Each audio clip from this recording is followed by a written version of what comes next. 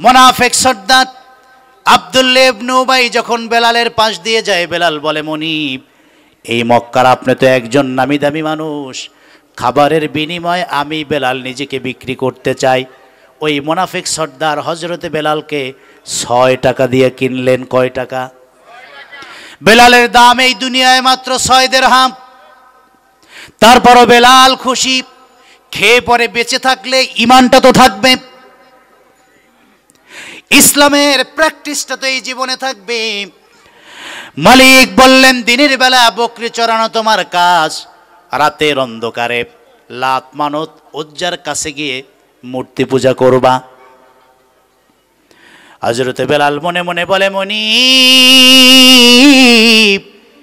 এই জীবনটা তো মহান মালিক আল্লাহর কাছে বিক্রি করে দিয়েছি, আর এই অন্তরে যতটুকু প্রেম আর ভালোবাসা আছে মায়ার নবীর জন্য তা আমি নির্দিষ্ট করে দিয়েছি।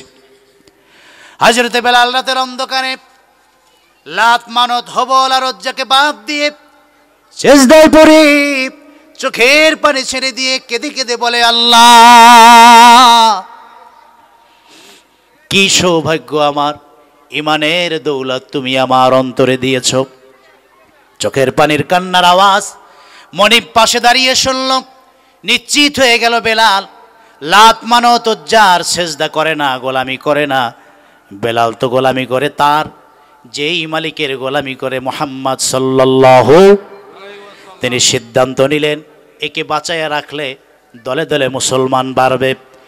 মরুভূমিতে নিয়ে গেলেন, চিৎ করে শোয়ালেন বেলালকে।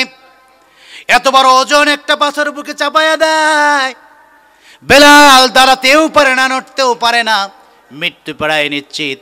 মনিব বলে, রে বেলাল, হয় জীবনটা ছাড়বা, না হয় ইমানটা ছাড়বা, না হয় জীবনটা তুমি দিবা।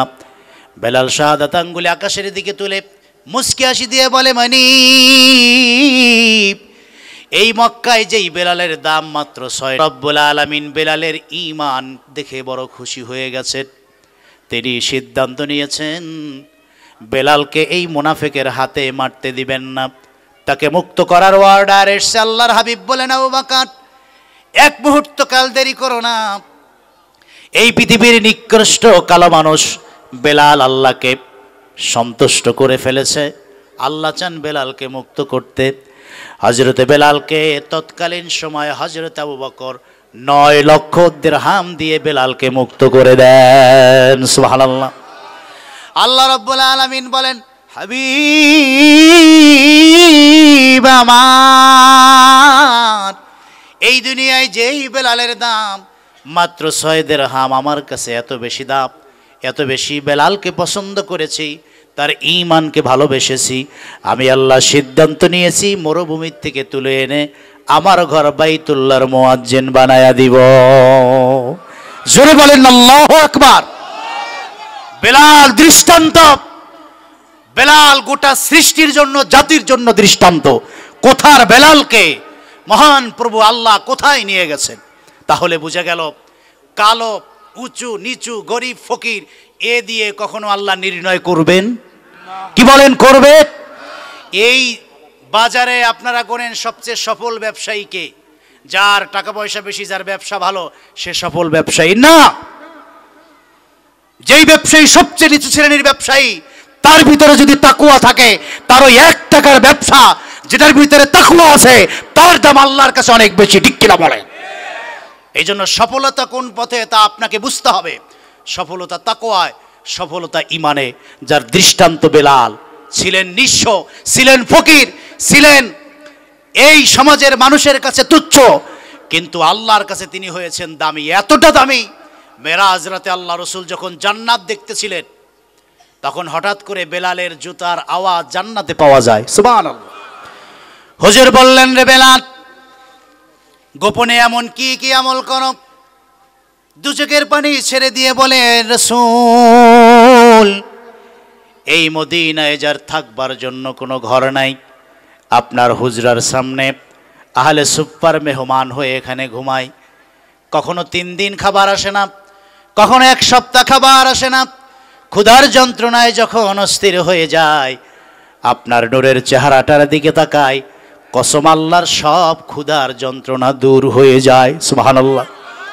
তাহলে আসুন, বেশি না, ঘড়ির কাঁটার দিকে তাকাবো আর কথা বলবো, যাতে করে 12টাই আপনাদের বাইজা না যায়। তাছাড়া গরম তাবারক যেন ঠান্ডাও হয়ে না যায়। আমি অল্পতে শেষ করার চেষ্টা করব। তাহলে আসুন আমরা মূল কথা শুরু করি। যেই সূরাত থেকে কথা বলবো, এই সূরাটির নাম হলো সূরাতুল লুকমান। বলেন, সূরার নাম কি? জোরে বলেন। আমরা আলোচনার শুরুতে একবার একটু পড়ে নেই। কোরআনই একমাত্র কিতাব, পড়লেও সওয়াব, শুনলেও সওয়াব, আছে না নাই? তাহলে জবান খুলে যারা পারবেন পড়বেন, যারা পারবেন না শুনবেন। পড়ুন, আউযু বিল্লাহি মিনাশ শাইতানির রাজীম, বিসমিল্লাহির রাহমানির রহিম, আলিফ লাম মিম, তিলকা আয়াতুল কিতাবিল হাকীম, হুদাও ওয়া রাহমাতাল লিল মুহসিনিন। সকলেই পড়ুন সাদাকাল্লাহুল আযীম। পড়েন নাই তো সবাই? সাদাকাল্লাহুল আযীম। এবার আমি বলবো, শুনবেন। কোরআন কারিমে মানুষের নামে আল্লাহ তাআলা 8টি সূরা দিয়েছেন। আমরা সবাই কি মানুষ? বলেন, আমরা কি? কথা জবাব দিতে হবে। আমরা সবাই কি? আল্লাহ মানুষের নামে 8টা সূরা দিয়েছেন। এই 8 জন মানুষের ভিতরে 6 জন ছিলেন নবী। নবী ছিলেন কয়জন? যাদের নামে সূরা দিয়েছেন। এক, সূরাতু ইব্রাহিম। ইব্রাহিম নামে একজন নবী আছে না নাই? তার একটা পরিচয় আছে। তিনি কে? ভুলে গেছেন? বলারই তো কথা, অনেক সময় তো, অনেক বছর না। বলেন, ইব্রাহিম কে? মুসলিম জাতির পিতা কে? ইব্রাহিম আলাইহিস সালাম। এ কথা কার? মিল্লাত আবিকুম ইব্রাহিম হুয়া সাম্মাকুমুল মুসলিমিন। মুসলিম জাতির পিতা কে? তো আল্লাহ নবী ইব্রাহিমের নামে একটা সূরা দিয়েছেন। 2, সূরাতু ইউনুস, সূরাতু ইউসুফ, সূরাতু হুদ, সূরাতু নূহ। কয়টা হলো?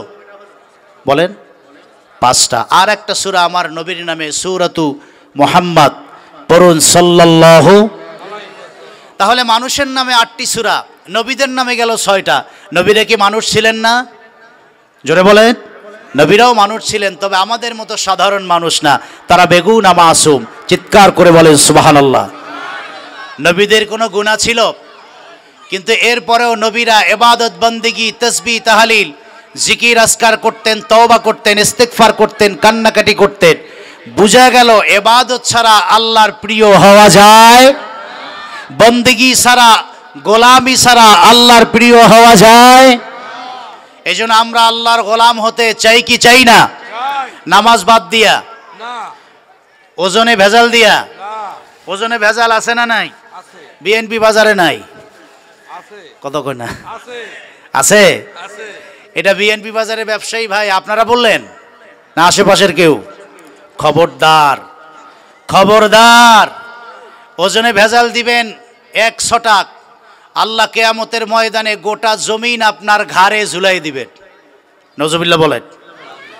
আপনি ওজনে ভেজাল দিবেন, মাপে কম দিবেন, কয় টাকা ঠকাইবেন? বলেন, কয় টাকা ঠকাইবেন? আমি আজকে একটা পরামর্শ দিয়ে যাই, আল্লাহ মাফ করুক। যারা এতদিন না জেনে ওজনে ঠকিয়েছেন, তারা আগামী 1 মাস ঠকাবেন না। এরপরে আগের মাস আর এই মাস মিল করবেন, কোন মাসে ব্যবসা বেশি হয়।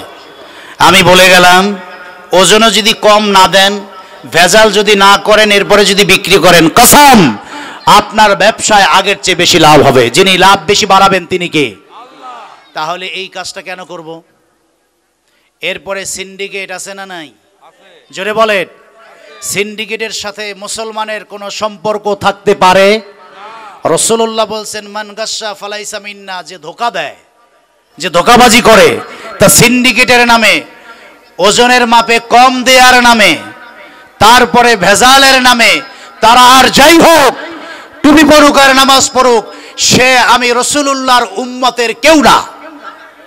তাহলে আপনি এই সংসার, ছেলে মেয়ে, স্ত্রী, পুত্র, ব্যবসা বাণিজ্য এত কিছু করলেন, আখেরা যদি নবীর দলেরই না থাকেন, এগুলো দিয়ে লাভ কি? প্রশ্ন হলো আপনি চানটা কি? 60 বছরের জীবন শেষে আপনি চান কি বলেন? যদি বলেন যে আমি আখিরাত চাই না, আপনার ব্যাপারে কোনো কথা নাই। কিন্তু যদি মনে করেন কবর আছে, আখিরাত আছে, প্রশ্ন আছে, আল্লাহর সামনে দাঁড়াবার বিষয় আছে, তাহলে আজকেই থামতে হবে। সব দায়িত্ব সরকারের কাঁধে চাপাই দিয়ে লাভ নাই, ব্যক্তির নিজেরও ভালো হওয়ার দরকার আছে। ঠিক কিনা বলেন? এই জন্য কোরআন কারীম আল্লাহ বলছেন কু আনফুসাকুম ওয়া আহলিকুম নার, আগে তুমি নিজে ভালো হও, তারপরে পরিবার ভালো করো, সমাজে হাত দাও, রাষ্ট্র সংস্কার করো। আমরা ব্যক্তি হিসেবে নিজেরা আসলে ভালো না। যতটা দায় স্বৈরাচারকে দিবেন তার কিছু দায় আমাদেরও আছে না নাই? জোরে বলেন। যদি 50% ভোট পড়ে থাকে, কিছু শতাংশ মানুষ দিছে, কতক্ষণ না, তো এই শতাংশ এরা কারা?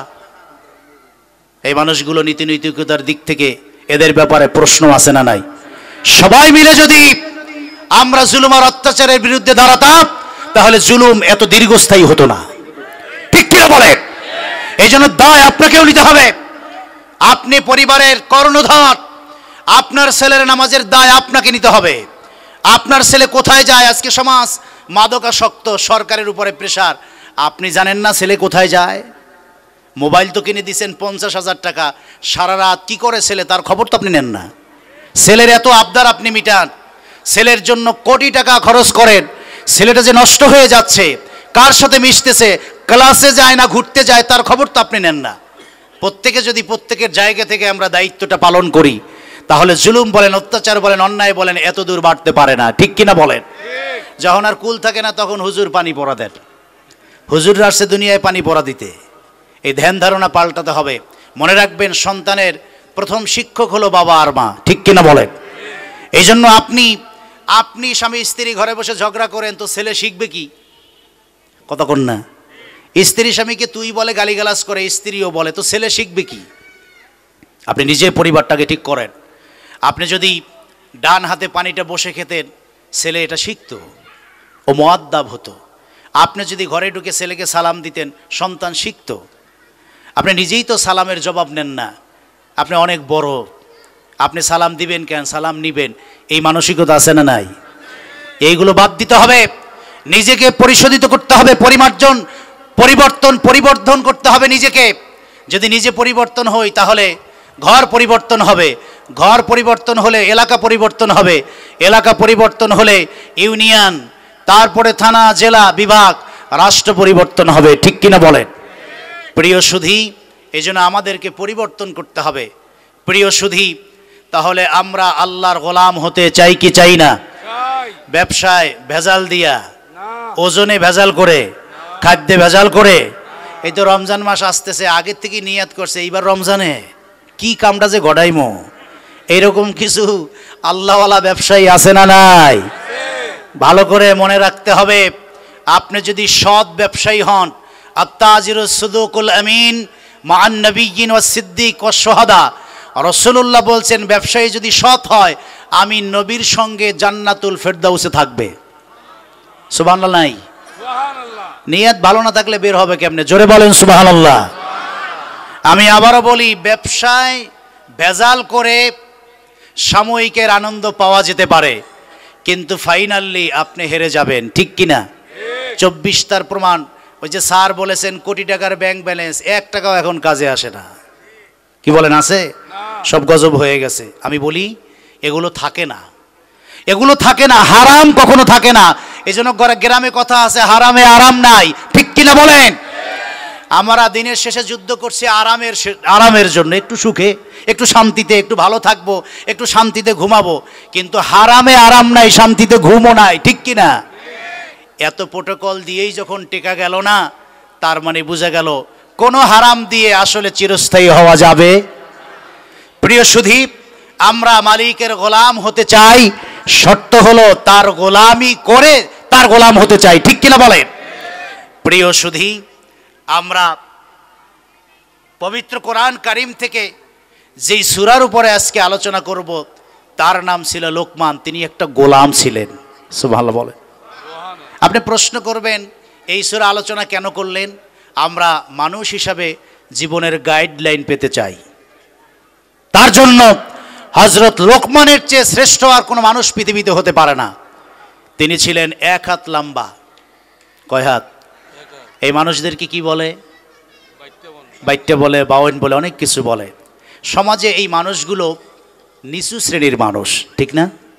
মানুষ মনে করে এটা কেমন মানুষ, এদের কোনো পদ নাই, পদবি নাই, এদের কোনো স্থান নাই। এদেরকে মানুষ মনে করে যে আল্লাহ এদেরকে কৌতুক দেখার জন্য সৃষ্টি করেছে। এই জন্য দেখবেন এদেরকে বিভিন্ন মেলায় পাওয়া যায়, ঠিক কিনা? প্রিয় সুদীনা, সৃষ্টিকার জোরে বলেন। মানুষে মানুষে দুনিয়াতে ভেদাভেদ আছে, আল্লাহর কাছে মানুষে মানুষে কোনো ভেদাভেদ নাই। কে ধনী, কে গরিব, কে উঁচু, কে নিচু, কে কালো, কে সাদা, কে চেয়ারে বসলো, কে নিচে বসলো, এই পার্থক্য দুনিয়াতে আছে। আল্লাহর কাছে মানুষে মানুষে কোনো পার্থক্য নাই। রিক্সা যে চালায় তার বয়স 40, যেই ছেলে ওই রিক্সায় উঠেছে তার বয়স 20, সে কি বলে জানেন? চালা জোরে, কতক্ষণ না। 20 বছরের একটা যুবক 40 বছরের একটা রিক্সা চালককে বলছে চালাও জোরে, কারণ ও মনে করে রিক্সা চালক কত নিচু শ্রেণীর মানুষ, আর আমি রিক্সায় উঠি, আমি তো একটু উঁচু শ্রেণীর মানুষ। এই পার্থক্যটা দুনিয়াতে আছে। মালিকের কাছে মানুষে মানুষে কোনো পার্থক্য, বরং আল্লাহর কাছে শ্রেষ্ঠত্বের মাপকাঠির নাম হলো তাকওয়া। যার অন্তরে আল্লাহর ভয়, প্রেম, প্রীতি যত বেশি, সে মালিকের কাছে তত দামি, ঠিক কিনা বলেন? আল্লাহ রাব্বুল আলামিন তা কোরআন কারীমে বলেন, ইয়া আইয়ুহান নাসু ইন্না খালাকনাকুম মিন যাকারিন ওয়া উনসা وجعلناكم شعوبا وقبائل لتعارفوا إن أكرمكم عند الله أتقاكم। আল্লাহ রাব্বুল আলামিন বলেন, হে দুনিয়ার মানুষ, তিনি মুসলিমদেরকে ডাকেন নাই, মুমিনাত মুত্তাকি বান্দাকে আল্লাহ ডাকেন নাই, সব মানুষদেরকে আল্লাহ অ্যাড্রেস করে বলছেন, হে মানব সমাজ, হিন্দু হও, খ্রিস্টান হও, বৌদ্ধ হও, নাস্তিক আর আস্তিক হও, মুমিন আর মুসলিম হও, সকলকে আল্লাহ পাক তিনি সরাসরি ডেকে বলছেন, ইন্না খলাকনাকুম মিন যাকারিন ওয়া উনসা, আমি আল্লাহ তোমাদেরকে এক নারী আর এক পুরুষ থেকে সৃষ্টি করেছি। পুরুষটা হলো আদম, নারীটা হলো হাওয়া। এই এক নারী আর পুরুষ থেকে তোমাদেরকে সৃষ্টি করেছি। ওয়াজআলনাকুম শুউবান ওয়া কাবাইল, এরপরে তোমাদেরকে গোত্রে গোত্রে, বংশে বংশে আলাদা করেছি। কাউকে দিয়েছি চৌধুরী বংশে, কাউকে দিয়েছি আমি আল্লাহ তালুকদার বংশে, অহংকার করার জন্য না, বাহাদুরি করবার জন্য না, লিতাআরাফু, যাতে তোমরা নিজেরা নিজেদের ভিতরে পরিচিত হতে পারো। বলেন তো, ঢাকা শহরের সব বাড়ি যদি চৌধুরী বাড়ি হতো, তাহলে গ্রাম থেকে একজন মানুষ এসে বলতো চৌধুরী বাড়ি কোনটা? সবই যদি চৌধুরী বাড়ি হয়, কিয়ামত পর্যন্ত খুঁজে পাওয়া যাবে না, ঠিক কিনা? এই জন্য একটা হলো চৌধুরী বাড়ি, আর একটা তালুকদার বাড়ি, যাতে সহজে চেনা যায়। কিন্তু আমরা এই লকবগুলোকে অহংকারের কাজে ব্যবহার করি। আমি প্রধানমন্ত্রী, কে আমাকে ফালায়? আসলে পদ কি অহংকারের জন্য? যদি পদ অহংকারের জন্য হতো, তাহলে হযরত ওমর গভীর রাতে চোখের পানি ছেড়ে তাহাজ্জুদের সালাতে কাঁদতেন না, আর বলতেন না, আল্লাহ আমি তো গোলামের ঘরের গোলাপ, নবী হলেন গোলাপ, নবী আমি হলাম নবীর গোলাপ, আর সেই নবী আমাকে এই চেয়ারের দায়িত্ব দিয়ে বানিয়েছেন আর একটা গোলাম। সুবহানাল্লাহ বলেন। কেন ওমর নিজেকে গোলাম বলেছেন? আমি তো রিক্সা চালকের খাদেম। এই রিক্সা চালক যদি সারাদিন রিক্সা চালায়া রাতের বেলা খেয়ে আরামে না ঘুমাতে পারে, আর যদি বলে ওমরের রাষ্ট্রে শান্তি নাই, আমি ওমর তো কিয়ামতে আসা আমি হয়ে যাব। ও আল্লাহ, এই জন্য আমি হলাম রিক্সা চালকের গোলাম। সুবহানাল্লাহ। এই জন্য হযরত ওমর যদি সফরে যেতেন, যেই ঘোড়ায় চড়ে যেতেন, ঘোড়ার রশি যদি তার গোলাম টানতো 10 মিনিটের পথ, 10 মিনিট পর গোলামকে ঘোড়ার পিঠে উঠায়া হযরতে ওমর টানতেন 10 মিনিটের পথ। সুবহানাল্লাহ। তার মানে নেতাও রশি টানে, গোলামও রশি টানে।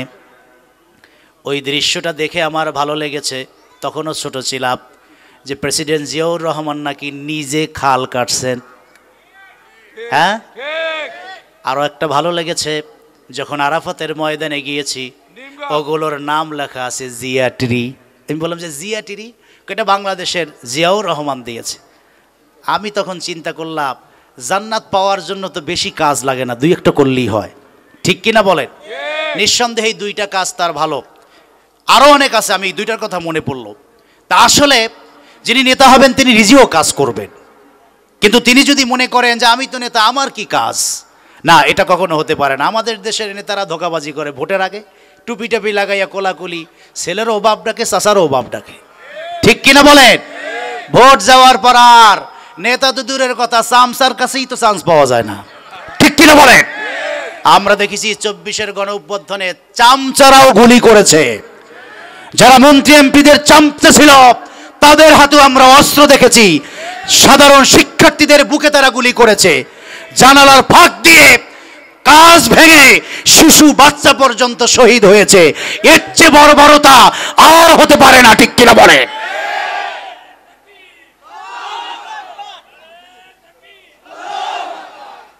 সম্মানিত সুধী, হযরত ওমর নিজেকে গোলাম বলে তার সম্মান কমছে? কথা বলে না। হযরত ওমর নিজেকে গোলাম বলেছেন, তার সম্মান কমে নাই। রাসূলুল্লাহ বলেছেন লাউ কানা বাদি নাবিয়্যুন লাকানা ওমর, আল্লাহ যদি নবুয়তের দরজা খোলা রাখতেন তাহলে আল্লাহ আমার পরে ওমরকে নবী বানাতেন। সুবহানাল্লাহ বলে। তিনি ছিলেন অর্ধ পৃথিবীর শাসক, খেজুর পাতায় ঘুমিয়েছেন আর ঘোড়ার পিটনে গোলামকে উঠিয়ে তিনি রশি টেনেছেন আর বলেছেন আল্লাহ এই খেদমতটুকু নাজাতের ওসিলা বানায়ো। সুবহানাল্লাহ।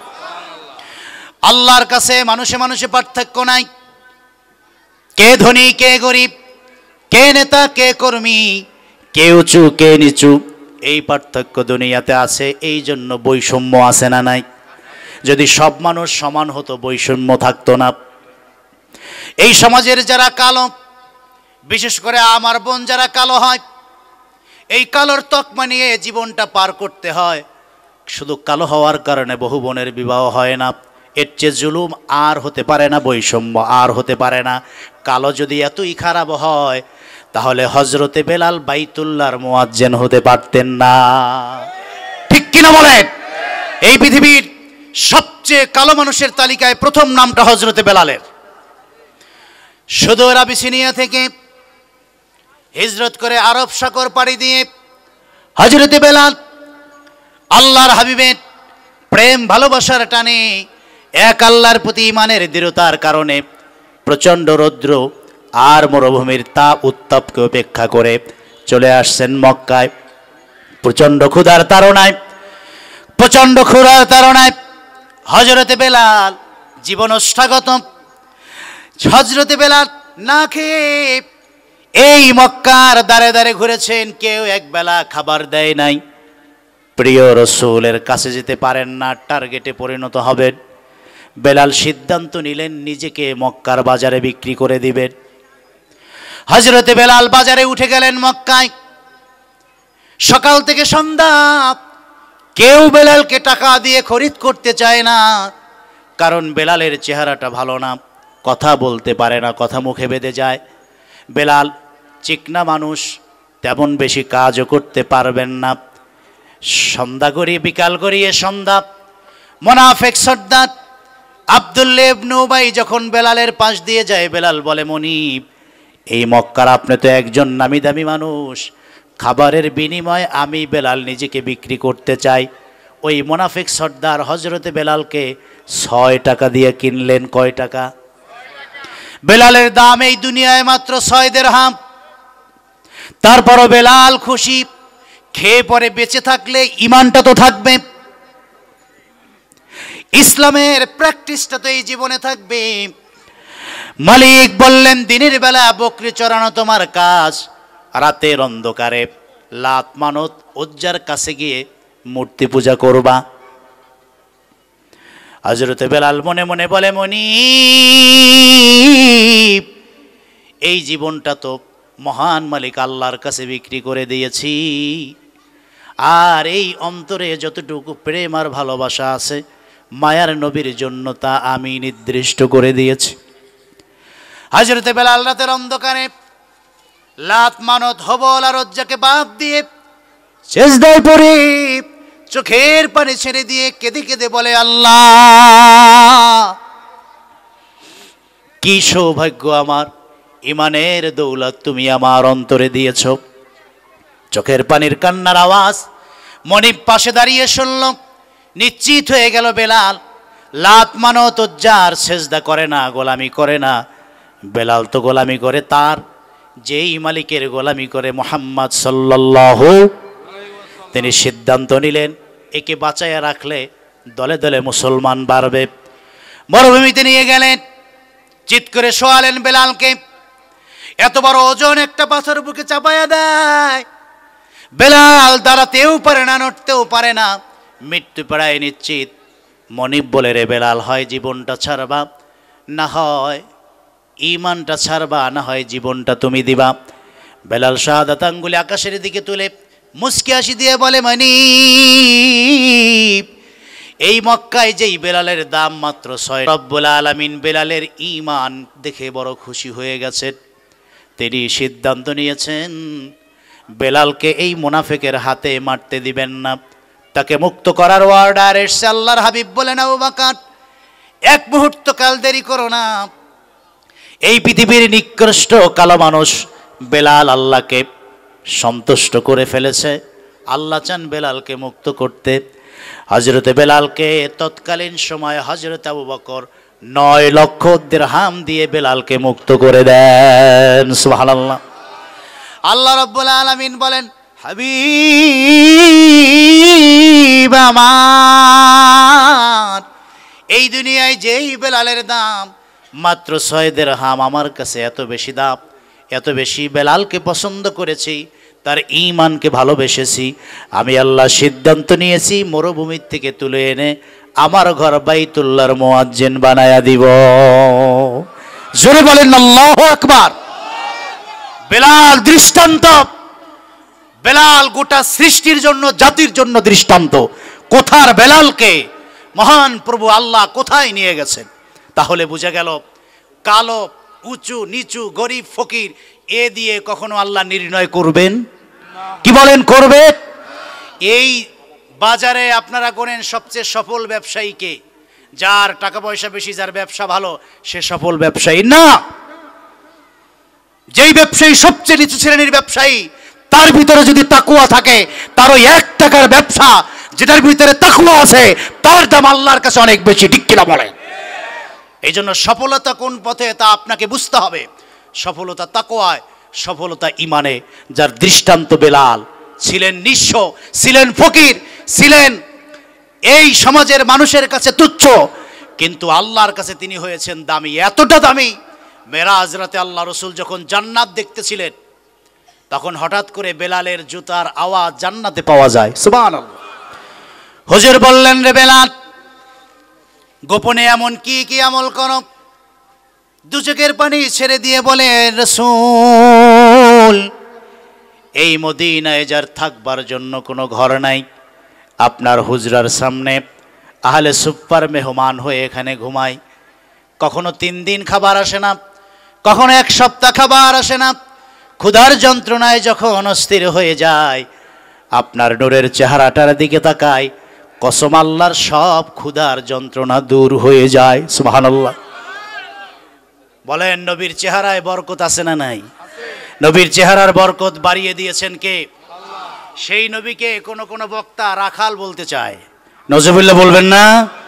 রাখাল শব্দটা নবীর শানে কখনো যায়? কি বলেন, যায়? আল্লাহর হাবিবের মর্যাদা যিনি বাড়িয়েছেন তিনি কে? আমি বলবো, নবী তো অনেক পরের কথা। আপনার আমার বাবা ছোটবেলায় গরু চড়ান নাই? কতক্ষণ না? ছাগল চড়ান নাই? তা আপনি কি আপনার বাপরে বলবেন রাখাল? জোরে বলেন। কারণ আপনি জানেন এই শব্দটা বাবার সঙ্গে মানে না, এটা মানানসই না, এটা আদবের খেলাফ, এটা সম্মানের খেলাফ। ঠিক কিনা বলেন? এই জন্য নবীর সাথে আচার আচরণে, কথাবার্তায় আদব রক্ষা করার দরকার আছে না নাই? প্রিয় সুধী, বেলাল বলেন, 1 সপ্তাহের ক্ষুধা দূর হতো নবীর নূরের চেহারায় তাকাইলে। সুবহানাল্লাহ বলেন।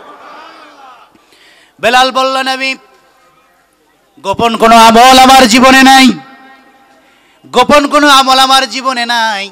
মরুভূমির থেকে তুলে এনে মসজিদের মুয়াজ্জিন বানিয়ে দিয়েছেন। সেই বেলালের ভিতরে দুইটা গুণ আছে। এক, কলিজা ছিঁড়ে যদি দুই ভাগ করা যায়, এই অন্তরে নবীর প্রেমের কোনো অভাব নাই। সুবহানাল্লাহ। আর একটা গুণ আছে, যেই মসজিদের খাদেম বানিয়েছে সেই মসজিদে যখনই আমি প্রবেশ করি, অজু করে 2 রাকাত নফল নামাজ পড়ি, তাহিয়াতুল ওযুর জন্য 2 রাকাত নফল নামাজ আমি পড়ি। রাসূল বললেন, আল্লাহর হাবিবের প্রেম আর এই নামাজের মহাব্বত আর ভালোবাসা আল্লাহ রব্বুল আলামিন কালো বেলালকে আল্লাহর জান্নাতের শ্রেষ্ঠ মর্যাদা দান করেছে। বলেন সুবহানাল্লাহ। তাহলে বুঝা গেল যে আল্লাহর কাছে প্রিয় যদি হতে চাই, ব্যবসায়ী হিসাবে, রাজনীতিবিদ হিসাবে, বাবা হিসাবে, ভাই হিসাবে, বন্ধু হিসাবে, ইমাম হিসাবে, বক্তা হিসাবে, তাহলে পদ, পদবি, ক্ষমতা, অহংকার এগুলো দিয়ে হওয়া যাবে না। লাগবে ঈমান, লাগবে তাকওয়া, লাগবে গোলামি। যদি এইগুলো থাকে তাহলে মালিকের প্রিয় হওয়া যাবে। ঠিক কিনা বলেন? এবার বলেন, আমরা আল্লাহর প্রিয় বান্দা হতে চাই কি চাই না? আমরা বিভিন্ন সেক্টরে আছি, ব্যবসায় আছি, বাণিজ্যে আছি, রাজনীতিতে আছি, বিভিন্ন জায়গায় আছি। আমাদের একটা জিনিস মাথায় রাখতে হবে, আমরা অহংকার দিয়ে, পদ পদবি দিয়ে কখনো মালিকের প্রিয় হতে পারবো না। যদি ঈমান আর তাকওয়া, খোদাভীতি যদি না থাকে, তাহলে এগুলো দিয়ে প্রিয় হওয়া যাবে। সাময়িকের জন্য ক্ষমতার বলে মানুষের উপরে জুলুম নির্যাতন করা যাবে, কিন্তু ফাইনালি যিনি বেইজ্জতি করে চেয়ার থেকে নামিয়ে দিবেন তিনি কে? এবার বলেন, আমরা ইজ্জত চাই কি চাই না? আমরা সম্মান চাই কি চাই না? গোলামি চাই কি চাই না? জান্নাত চাই কি চাই না? নবী চাই কি চাই না? কোরআন চাই কি চাই না? দিন চাই কি চাই না? ইসলাম চাই কি চাই না? মাদ্রাসা মসজিদ চাই কি চাই না? তাহলে গোলামি করতে হবে একজন। আর চিল্লায়ে বলেন তিনি কে? আর জোরে বলেন কে? আল্লাহ রাব্বুল আলামিন যেন তার প্রিয় বান্দা হিসাবে আমাদেরকে কবুল করেন। বলেন আমিন। আর জোরে বলেন আমিন। প্রিয় সুধী, 12টাই বাজাই দিছি। আমি আর সামনে যেতে চাই না। আপনারা ঘড়ির দিকে তাকাচ্ছেন, কষ্ট হচ্ছে। আমার এই ছোট্ট কথায় যে মেসেজটা আমি দিতে চেয়েছি তাকে আপনারা বুঝতে পেরেছেন। আল্লাহ তাআলা যেন আমাদেরকে তার প্রিয় বান্দা হিসেবে কবুল করেন। বলেন আমিন। এই জন্য ব্যবসা, রাজনীতি, পরিবার, সমাজ সব জায়গায় স্রষ্টার বিধান, তার গোলামি আমাদেরকে মেনে চলতে হবে। আল্লাহর হাবিবের আনিত আদর্শ আমাদেরকে বুকে ধারণ করতে হবে। সাহাবা আজমাইনের রাষ্ট্র পরিচালনার গুণ আমাদেরকে শিখতে হবে। তাহলে আমাদের উপরে যিনি শান্তির সমাজ প্রতিষ্ঠার নেয়ামত দিবেন তিনি কে? আল্লাহ যেন তা দান করেন। বলেন আমিন। এই ভোলা যুব সমাজকে কৃতজ্ঞতা, বিশেষ করে স্যারকে কৃতজ্ঞতা। রাত 12টা পর্যন্ত বসে আছেন। আমি ফাইনালি এই কথা বলতে চাই, যারা 1 ঘন্টা নয়, 2 ঘন্টা নয়, দীর্ঘ সময় বসে কোরআন কারিমের কথা শুনেন, এই রকম নেতা আমরা চাই। ঠিক কিনা বলেন? কিন্তু যারা কোরআনের মাহফিল বন্ধ করতে চায়, এই বাংলাদেশে আমরা তাদেরকে আর দেখতে চাই না। ঠিক কিনা বলেন? বরং যারা কোরআনের মাহফিলের অনুমতি শুধু দিবে না, বসে বসে কোরআনের কথা শুনবে, আমরা বিশ্বাস করতে চাই তাদের অন্তরে কোরআনের প্রেম আছে, দ্বীন ঈমান ইসলামের প্রেম আছে। আমরা তাদেরকে নেতৃত্বে চাই। ঠিক কিনা বলেন? আল্লাহ তাআলা যেন সেই রকম যোগ্য লোক আমাদের জন্য কবুল করেন। বলেন আমিন। আসুন নবীজিকে একটু দাঁড়ায়া সালাম দেয়া নবী। রব্বুল আলামিন বেলালের ঈমান দেখে বড় খুশি হয়ে গেছেন। তিনি সিদ্ধান্ত নিয়েছেন বেলালকে এই মুনাফিকের হাতে মারতে দিবেন না, তাকে মুক্ত করার অর্ডার এসেছে। আল্লাহর হাবিব বলেন, আবু বকর, 1 মুহূর্ত কাল দেরি করো না। এই পৃথিবীর নিকৃষ্ট কালো মানুষ বেলাল আল্লাহকে সন্তুষ্ট করে ফেলেছে। আল্লাহ চান বেলালকে মুক্ত করতে। হযরতে বেলালকে তৎকালীন সময়ে হযরত আবু বকর 9 লক্ষ দিরহাম দিয়ে বেলালকে মুক্ত করে দেন। সুবহানাল্লাহ।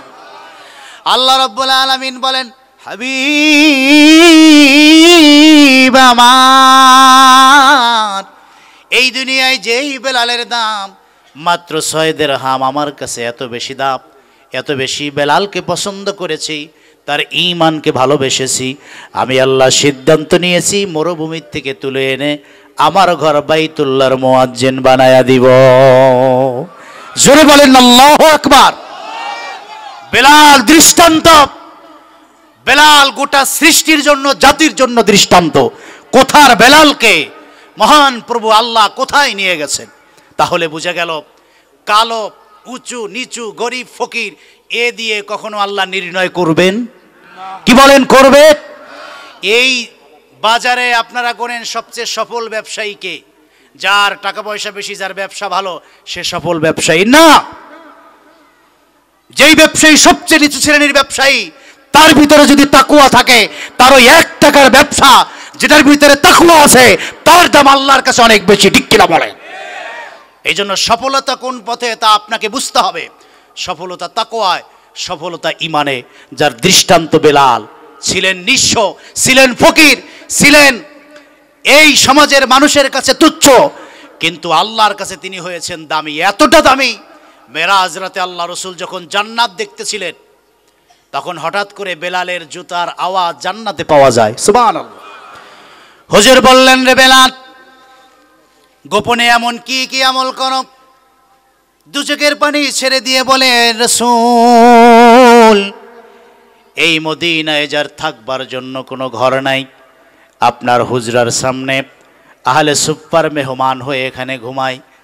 কখনো 3 দিন খাবার আসে না, কখনো 1 সপ্তাহ খাবার আসে না। ক্ষুধার যন্ত্রণায় যখন অস্থির হয়ে যায়, আপনার নূরের চেহারাটার দিকে তাকায়, কসম আল্লাহর, সব ক্ষুধার যন্ত্রণা দূর হয়ে যায়। সুবহানাল্লাহ। বলেন, নবীর চেহারায় বরকত আছে না নাই? নবীর চেহারার বরকত বাড়িয়ে দিয়েছেন কে? সেই নবীকে কোন কোন বক্তা রাখাল বলতে চায়।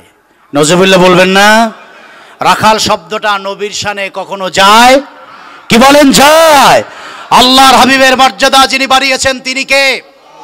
আমি বলবো, নবী তো অনেক পরের কথা। আপনার আমার বাবা ছোটবেলায় গরু চড়ান নাই? কতক্ষণ না? ছাগল চড়ান নাই? তা আপনি কি আপনার বাপরে বলবেন রাখাল? জোরে বলেন। কারণ আপনি জানেন এই শব্দটা বাবার সঙ্গে মানে না, এটা মানানসই না, এটা আদবের খেলাফ, এটা সম্মানের খেলাফ। ঠিক কিনা বলেন? এই জন্য নবীর সাথে আচার আচরণে, কথাবার্তায় আদব রক্ষা করার দরকার আছে না নাই? প্রিয় সুধী, বেলাল বলেন, 1 সপ্তাহের ক্ষুধা দূর হতো নবীর নূরের চেহারায় তাকাইলে। সুবহানাল্লাহ বলেন। বেলাল বললেন, আমি গোপন কোনো আমল আমার জীবনে নাই, গোপন কোনো আমল আমার জীবনে নাই। মরুভূমির থেকে তুলে এনে মসজিদের মুয়াজ্জিন বানিয়ে দিয়েছেন। সেই বেলালের ভিতরে 2টা গুণ আছে। 1, কলিজা ছিঁড়ে যদি 2 ভাগ করা যায়, এই অন্তরে নবীর প্রেমের কোনো অভাব নাই। সুবহানাল্লাহ। আর একটা গুণ আছে, যেই মসজিদের খাদেম বানিয়েছে, সেই মসজিদে যখনই আমি প্রবেশ করি, ওযু করে 2 রাকাত নফল নামাজ পড়ি। তাহিয়াতুল ওযুর জন্য 2 রাকাত নফল নামাজ আমি পড়ি। রাসূল বললেন, আল্লাহর হাবিবের প্রেম আর এই নামাজের মহাব্বত আর ভালোবাসা আল্লাহ রব্বুল আলামিন কালো বেলালকে আল্লাহর জান্নাতের শ্রেষ্ঠ মর্যাদা দান করেছে। বলেন সুবহানাল্লাহ। তাহলে বুঝা গেল যে আল্লাহর কাছে প্রিয় যদি হতে চাই, ব্যবসায়ী হিসাবে, রাজনীতিবিদ হিসাবে, বাবা হিসাবে, ভাই হিসাবে, বন্ধু হিসাবে, ইমাম হিসাবে, বক্তা হিসাবে, তাহলে পদ, পদবি, ক্ষমতা, অহংকার এগুলো দিয়ে হওয়া যাবে না। লাগবে ঈমান, লাগবে তাকওয়া, লাগবে গোলামি। যদি এইগুলো থাকে তাহলে মালিকের প্রিয় হওয়া যাবে। ঠিক কিনা বলেন? এবার বলেন, আমরা আল্লাহর প্রিয় বান্দা হতে চাই কি চাই না? আমরা বিভিন্ন সেক্টরে আছি, ব্যবসায় আছি, বাণিজ্যে আছি, রাজনীতিতে আছি, বিভিন্ন জায়গায় আছি। আমাদের একটা জিনিস মাথায় রাখতে হবে, আমরা অহংকার দিয়ে, পদ পদবি দিয়ে কখনো মালিকের প্রিয় হতে পারবো না। যদি ঈমান আর তাকওয়া, খোদাভীতি যদি না থাকে, তাহলে এগুলো দিয়ে প্রিয় হওয়া যাবে। সাময়িকের জন্য ক্ষমতার বলে মানুষের উপরে জুলুম নির্যাতন করা যাবে, কিন্তু ফাইনালি যিনি বেইজ্জতি করে চেয়ার থেকে নামিয়ে দিবেন তিনি কে? এবার বলেন, আমরা ইজ্জত চাই কি চাই না? আমরা সম্মান চাই কি চাই না? গোলামি চাই কি চাই না? জান্নাত চাই কি চাই না? নবী চাই কি চাই না? কোরআন চাই কি চাই না? দিন চাই কি চাই না? ইসলাম চাই কি চাই না? মাদ্রাসা মসজিদ চাই কি চাই না? তাহলে গোলামি করতে হবে একজন, আর চিল্লায়ে বলেন তিনি কে? আরো জোরে বলেন কে? আল্লাহ রাব্বুল আলামিন যেন তার প্রিয় বান্দা হিসাবে আমাদেরকে কবুল করেন, বলেন আমিন। আরো জোরে বলেন আমিন। প্রিয় সুধী, 12টাই বাজাই দিছি, আমি আর সামনে যেতে চাই না। আপনারা ঘড়ির দিকে তাকাচ্ছেন, কষ্ট হচ্ছে। আমার এই ছোট্ট কথায় যে মেসেজটা আমি দিতে চেয়েছি তাকে আপনারা বুঝতে পেরেছেন। আল্লাহ তাআলা যেন আমাদেরকে তার প্রিয় বান্দা হিসেবে কবুল করেন, বলেন আমিন। এই জন্য ব্যবসা, রাজনীতি, পরিবার, সমাজ, সব জায়গায় স্রষ্টার বিধান, তার গোলামি আমাদেরকে মেনে চলতে হবে। আল্লাহর হাবিবের আনিত আদর্শ আমাদেরকে বুকে ধারণ করতে হবে। সাহাবা আজমাইনের রাষ্ট্র পরিচালনার গুণ আমাদেরকে শিখতে হবে। তাহলে আমাদের উপরে যিনি শান্তির সমাজ প্রতিষ্ঠার নেয়ামত দিবেন তিনি কে? আল্লাহ যেন তা দান করেন, বলেন আমিন। এই ভোলা যুব সমাজকে কৃতজ্ঞতা, বিশেষ করে স্যারকে কৃতজ্ঞতা। রাত 12টা পর্যন্ত বসে আছেন। আমি ফাইনালি এই কথা বলতে চাই, যারা 1 ঘন্টা নয়, 2 ঘন্টা নয়, দীর্ঘ সময় বসে কোরআন কারিমের কথা শুনেন, এই রকম নেতা আমরা চাই, ঠিক কিনা বলেন? কিন্তু যারা কোরআনের মাহফিল বন্ধ করতে চায়, এই বাংলাদেশে আমরা তাদেরকে আর দেখতে চাই না, ঠিক কিনা বলেন? বরং যারা কোরআনের মাহফিলের অনুমতি শুধু দিবে না, বসে বসে কোরআনের কথা শুনবে, আমরা বিশ্বাস করতে চাই তাদের অন্তরে কোরআনের প্রেম আছে, দ্বীন ঈমান ইসলামের প্রেম আছে। আমরা তাদেরকে নেতৃত্বে চাই, ঠিক কিনা বলেন? আল্লাহ তাআলা যেন সেই রকম যোগ্য লোক আমাদের জন্য কবুল করেন, বলেন আমিন।